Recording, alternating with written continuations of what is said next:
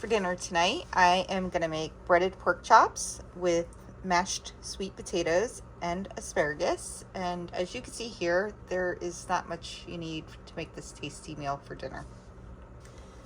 So now I'm going to go ahead and I'm going to prepare my pork chops. I'm first going to dip them into some flour and coat each side really well with that.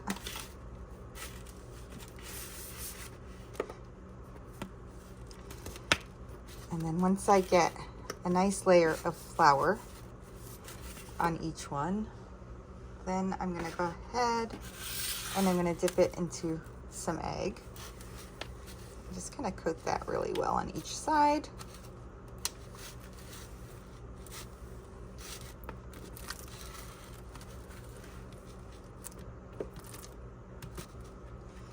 And once you get some egg on there, then you can go ahead and mix it on top of the breadcrumbs and get a nice layer of breadcrumbs.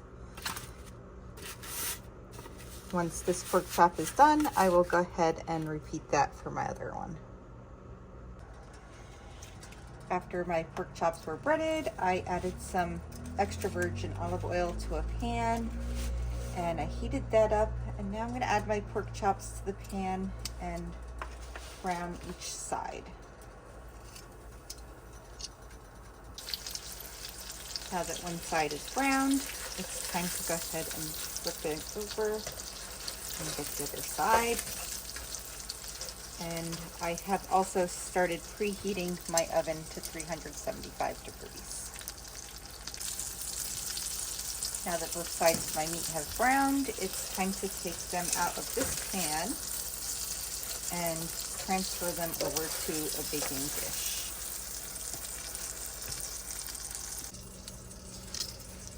So while my meat was in the pan getting brown on each side, I did put some olive oil cooking spray at the bottom of my baking dish.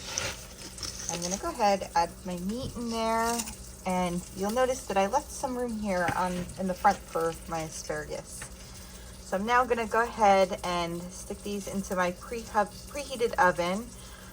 It's at 375 degrees. I'm going to go ahead and bake this for probably about 15 minutes, and then I'll check on it and I'll probably add my asparagus for the last like 5 to 7 minutes. While my pork chops are in the oven, I went ahead and I boiled up my sweet potatoes, and this has been cooking for about 15 minutes. So as soon as I drain these, they should be nice and soft and ready for mashing. My dinner is now done, and I am loving how this all looks and how it smells.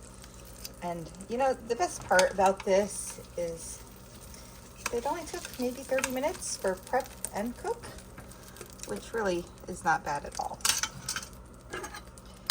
And sweet potatoes, we'll add some of those here. And those are nice and soft, so I'm sure as soon as I put the fork in that, they'll just mash right up.